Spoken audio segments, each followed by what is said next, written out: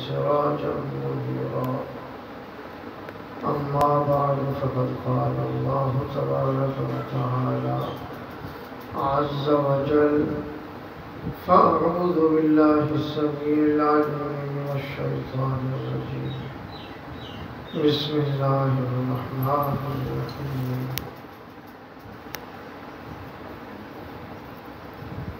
إن الذين قالوا ربنا الله ثم استقاموا تتنزل عليهم الملائكة ألا تخافوا ولا تحزنوا وأبشروا بالجنة التي كنتم توعدون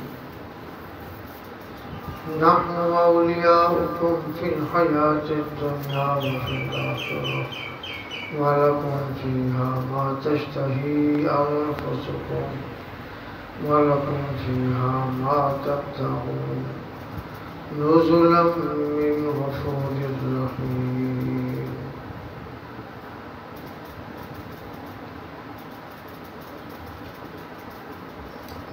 صدق الله العظيم إن الله وملائكته يصلون على النبي يا أيها الذين آمنوا صلوا عليه وسلموا تسليما بآواز بلند و تسلیم اللهم صل على سيدنا ومولانا محمد وعلى آل سيدنا ومولانا محمد وبارك وسلم عدد ما خلق من شيء جزا الله عنا محمدا صلى الله عليه وآله وسلم ما هو أهله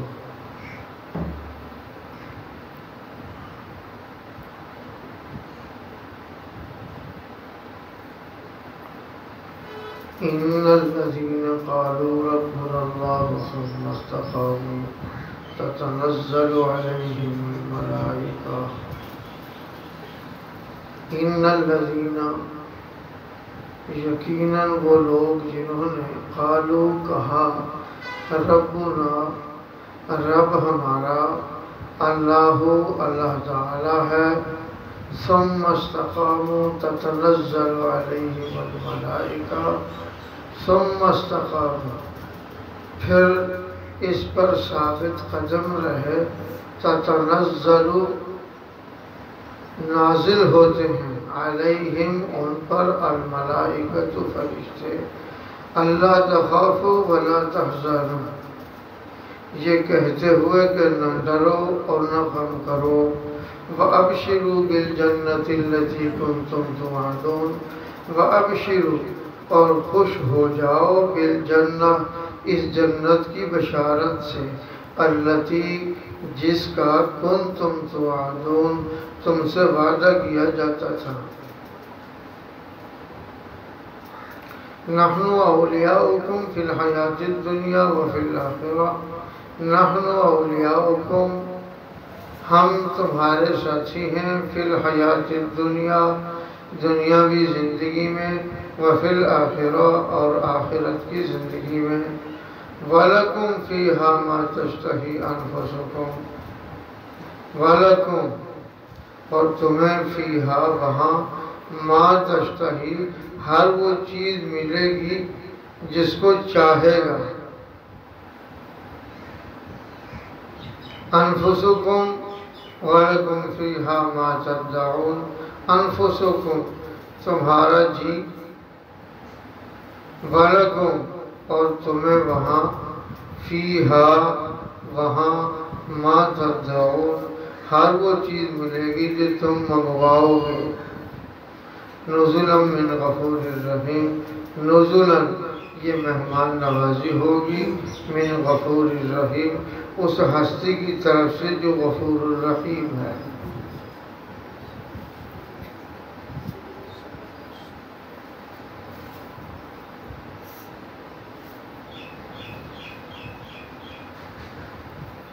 دنیا ایک گزرگاہ ہے آخرت رہنے کی جگہ ہے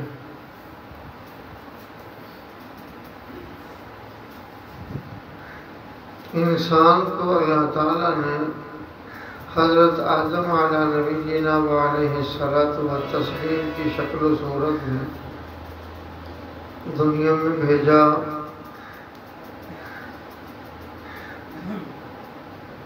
کیونکہ انسان جنت سے آیا، اس کا مزاج بھی پھر جنتی ہونا چاہیے تھا، تو صرف ہونا ہی نہیں چاہیے تھا بلکہ یقینی تھا بھی۔ جنت میں بہت کچھ دیکھا، محلات دیکھے، تخت دیکھے، غلمان دیکھے، غلام دیکھے، بیگمات دیکھی، اچھے بچھونے دیکھے، اچھے تکیے دیکھے، اچھے خدمت گزار بچے دیکھے۔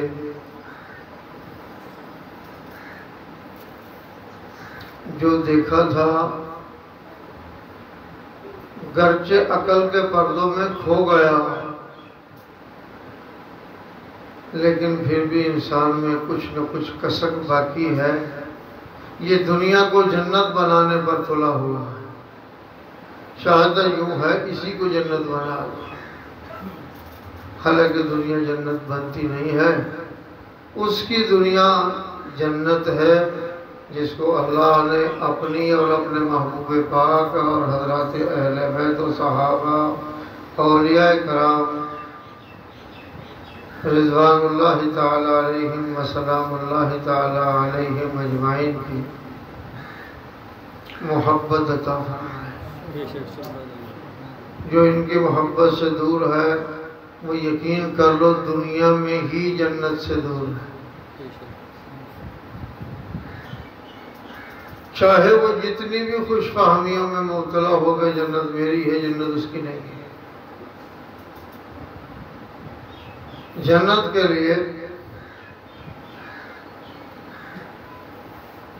امام الانبیاء سرور کون و مکان صلی اللہ علیہ وسلم کی اتباع کلمے کے بعد یہ ضروری اور شرط ہے۔ اگر کوئی آدمی کلمے کے بغیر ہی محنت کرتا رہے پھر تو خیر، اس کے کہنے کیا ہے، اس کی محنت کے بھی کیا کہنے ہیں، وہ تو کسی ٹھکانے کے سرے سے نہیں۔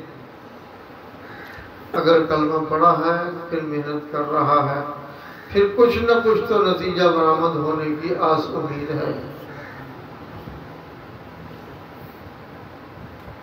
اور اگر کتاب و سنت سے دور ہے، نبوت سے دور ہے، اہل بیت سے دور ہے، حضرت صحابہ اولیاء سے دور ہے، یہ وہ لوگ ہیں جن کا شریعت سے تعلق ہے۔ شریعت وہ ہے جو ان سے تعلق رکھتی ہے۔ شریعت کی پہچان یہ ہے، شریعت ان کی پہچان۔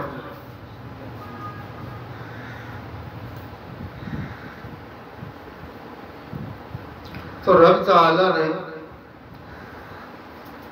اپنے بندوں کی استقامت کا ذکر فرمایا کہ جن لوگوں نے کہا قالوا ربنا اللہ، رب ہمارا اللہ ہے، صرف اتنا کہنے سے ان کا گزارا نہیں ہو سکتا تھا یا نہ ہو پائے گا، تو ثم استقاموا، پھر اس کیے ہوئے دعوے پر انہوں نے استقامت کا اظہار کیا، جم کر کھڑے رہے، مضبوطی کے ساتھ اس اپنے دعوے کو تھامے رکھا، یا یوں کہہ لو مضبوطی کے ساتھ اس دعوے پر کھڑے رہے، اللہ رسول کے دامن کو تھامے رکھا، اہل بیت و صحابہ علیہم الرضوان کے دامن کو تھامے رکھا۔ یہ ہے استقامت۔ اگر یہ استقامت واقعی اسی طرح کی ہے جیسے قرآن کہہ رہا ہے تو تتنزل علیہم الملائکہ، پھر موت سے پہلے ہی ان کے پاس فرشتے آنا شروع ہو جاتے ہیں اور سلام کرنا شروع کر دیتے ہیں۔ سبحان اللہ۔ مگر یہ بات کب ہے؟ جب بندے میں استقامت ہو، دین کے ساتھ ربط و تعلق نہ ہو اور کہے مجھ پر فرشتے اتر آئے۔ فرشتے کہاں سے اترتے؟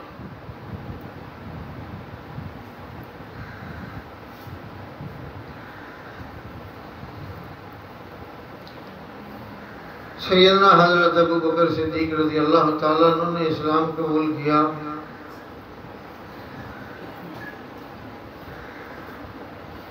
تو تکلیفوں کی حد ہو گئی،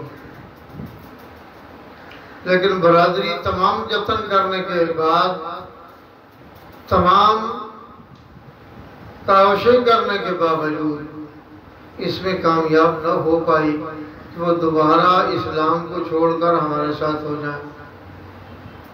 سیدنا حضرت عمر رضی اللہ تعالیٰ عنہ پر بھی ظلم و ستم ہوا، لیکن اسلام کا دامن انہوں نے نہیں چھوڑا۔ ثم استقاموا، اسلام پر ڈٹے رہے، جمے رہے۔ سیدنا حضرت عثمان رضی اللہ تعالیٰ عنہ پر زیادتیاں ہوئیں، اسلام انہوں نے نہیں چھوڑا۔ سیدنا حضرت علی کرم اللہ وجہہ کے ساتھ بھی بہت کچھ ہوا، مگر اسلام انہوں نے نہیں چھوڑا۔ حضرت بلال حبشی رضی اللہ تعالیٰ عنہ کے ساتھ زیادتیاں ہوئیں، انہوں نے بھی اسلام نہ چھوڑا۔ یہ تو مرد تھے جن کا میں نے ذکر کیا ہے۔ حضرت سمیہ رضی اللہ تعالیٰ عنہ عورت ہیں، اسلام انہوں نے بھی نہیں چھوڑا۔ ہر دعوت انہوں نے دی، جو کہتی ہو ہم تیرے ساتھ کریں گے، منہ سے نکالو، کیا نکالو، کچھ نکالنے کی بات نہیں۔ اسلام نہیں چھوڑتی، دامن نبوت کو میں نہیں چھوڑتی۔ اچھا اس کی سزا جانتی ہو پھر کیا ہوگی؟ 2 اونٹوں کے گلے میں اس کی دونوں ٹانگیں باندھ دی گئیں، ایک اونٹ کی سمت اس طرف تھی، دوسرے اونٹ کی سمت اس طرف تھی، ایک کو ادھر ہانک دیا، دوسرے کو مار پیٹ کر ادھر ہانک دیا، اس کے 2 ٹکڑے ہو گئے، مگر اسلام نہیں چھوڑا۔ کفر اپنی طاقت، اپنی ہمت، اپنی جرت کے ساتھ بھی عورتوں سے اسلام نہیں چھڑا سکا۔ مرد تو ہوتا ہی مرد ہے نا، اس کے تو کہہ نہیں کریں۔ اور یہ سارا کچھ تھا کیا؟ کیوں اسلام نہیں چھڑا سکے؟ اور صرف مثال کے طور پر یہ ایک بی بی نہیں ہے، مثال کے طور پر بے شمار عورتوں کا ذکر تاریخ میں موجود ہے۔ اللہ کی قدرت دیکھو، عورتوں سے نہ اللہ تعالیٰ کا تعلق توڑ سکے، نہ نبوت کا تعلق توڑ سکے، سارا کفر مل کر چھڑا نہیں سکے۔ امام الانبیاء صلی اللہ علیہ وسلم پر کون سا ستم ہے جو قوم کے بے حیاؤں نے نہیں کیا، مگر آپ نے اپنی بات کو نہیں چھوڑا، اپنے دعوے کو نہیں چھوڑا، اللہ کی شریعت کو نہیں چھوڑا۔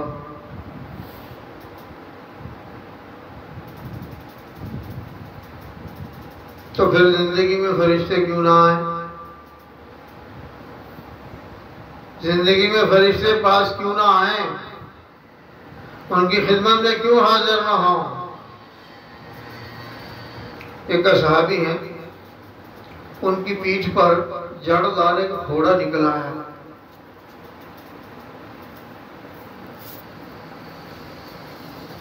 کمزور ہونا شروع ہوئے، خاصے کمزور ہو گئے۔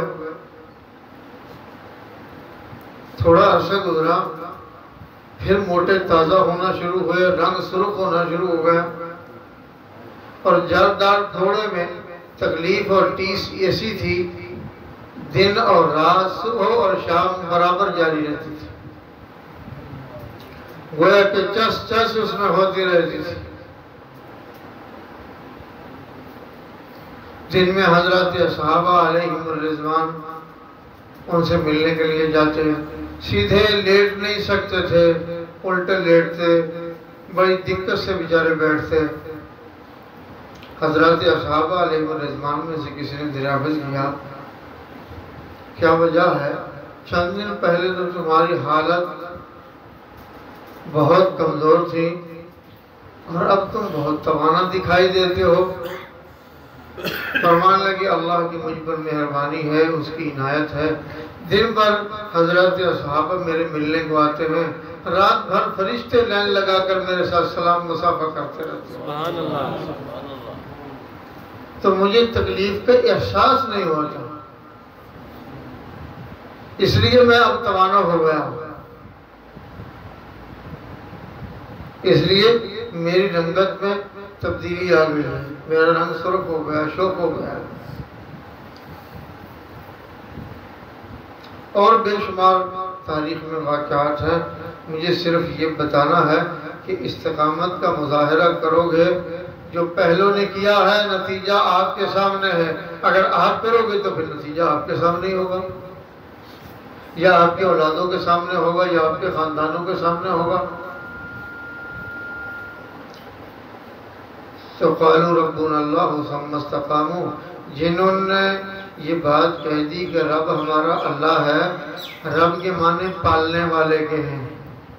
اللہ تعالیٰ عز و جل کا اسم ذاتی ہے۔ ثم استقاموا، پھر اپنی کہی ہوئی بات پر پکے رہے۔ تتنزل علیہم الملائکہ، پھر ان پر فرشتے اترتے ہیں۔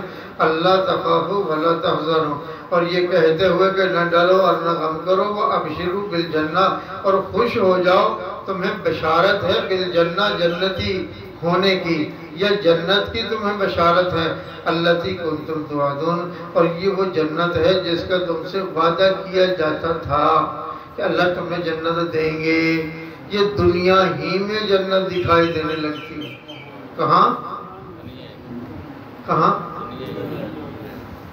اس کو دنیا میں بیٹھے محلات نظر آئیں، کیا تکلیف۔ اللہ اکبر۔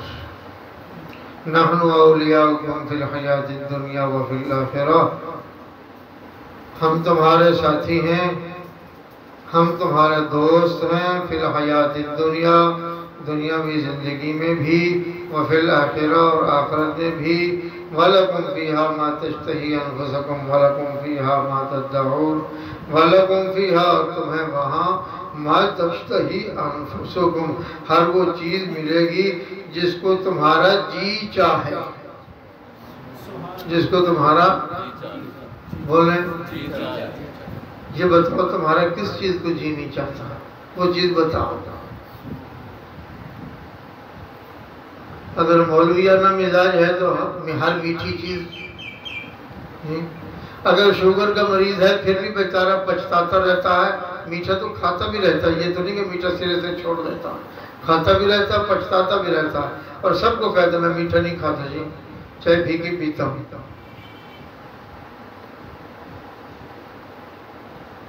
تو یہاں چیزیں جو تلاش کرتا ہے کہتے جی شوگر فری چاہیے، بھائی وہاں شوگر نہیں ہوگا، نہ شوگر فری تمہیں کوئی چیز مانگنے کی ضرورت ہوگی، وہاں کیا ہوگا؟ جو تمہارے جی میں ما تشتہی، ما تشتہی، ہر وہ چیز ملے گی، انفسکم، جو تمہارے جی میں آئے، جس کو تمہارا جی چاہے، جیسی چیز مانگو گے ویسی تمہارے سامنے ہوگی۔ وَلَكُمْ فِيهَا مَا تَشْتَهِي أَنفُسُكُمْ وَلَكُمْ فِيهَا مَا تَدَّعُونَ، اور تمہیں وہاں ہر وہ چیز ملے گی جو تم منگواؤ گے، ما تدعون، جو تم منگواؤ گے، کس سے؟ فرشتوں سے، جو وہاں غلمان پھر رہے ہوں گے ان سے، یا اپنے خیال سے کہو گے چلی آئے تو چلی آئے گی، جو تمہارے جی میں ہوگا وہ ہو جائے گا۔ اور یہ سارے کچھ کیوں ہے؟ ساروں کو دنیا میں رہتے جی چاہتا ہے میں ٹھاٹھ سے بیٹھوں، ٹھاٹھ سے رہوں، تخت بچھے ہوں، تکیہ لگا ہو، کھانے میرے سامنے ہوں، جو میرا جی چاہے میں کھاؤں۔ اللہ فرماتے میرے بندے میرے لیے محنتیں کرتا، تو دنیا سے یہاں چلا آیا ہے، اب تو میرا مہمان ہے۔ کیا ہے؟ کس کا؟ اللہ کا۔ کس کا؟ آپ اپنے مہمان کے لیے کوئی کسر تو نہیں چھوڑتے کہ چھوڑتے ہیں؟ آپ کا جی چاہتا میرا مہمان راضی ہو کر جائے، اور بہت سے میرے جیسے ایسے بھی ہیں جن کا یہ بھی جی چاہتے باہر جا کر کے بڑا کھلایا، کیا کہنے، سبحان اللہ، بڑے مہمان نوازی کی میری۔ یہ خیال جی میں نے لانا چاہیے، یہ برا خیال ہے، مگر کیا کریں دنیا میں رہتے ہیں، خیال سے یہ بات نکلتی نہیں ہے۔ جی چاہتا ہے جو کھائے وہ خوشامد بھی کرے اور تعریف بھی کرے، ہے برا، تو پروردگار فرماتے ہیں نزولاً، یہ تو مہمانی ہے، تم آئے ہو نا میرے پاس، دھکے کھاتے، مارے کھاتے، پریشانیاں اٹھاتے، راتوں کو بیدار ہوتے، راتوں کو تہجد پڑھتے، بیگانوں کے تانے سنتے، کبھی بیگم کے تانے سنتے، کبھی برادری کے تانے سنتے. یہ کیا، یہ مسیح تو ہو گیا ہے، تو نہیں پتا کہ ککھ جو کبھی نہیں رہا ہے. طنز کرتا. حضرت سلطان العارفین سلطان باہو قدس سرہ العزیز کے ایک مرید ہوئے، ان کی اولاد میں سے مجھے یاد پڑتا ہے حضرت سلطان غلام باہو رحمہ اللہ کے صاحب مرید ہو گئے، تو ان کی حالت بدل گئی، وہ ہمہ وقت عبادات میں مصروف ہو گئے. تو انہوں نے آ کر شکایت کی کہ بیگم نے میری جان کھا لی ہے، جب اٹھتی ہے مجھے کہتی ہے کھٹا ہے، اس کو کوئی اور کام نہیں ہے، بس وضو کرتا ہے، مصلی پر بیٹھ جاتا ہے، تو کبھی تسبیح پڑھتا ہے، کبھی نماز، کبھی کچھ کبھی کچھ کبھی کچھ کبھی کچھ، گھر کا خیال نہیں، بچوں کا خیال نہیں، فلاں بات فلاں بات.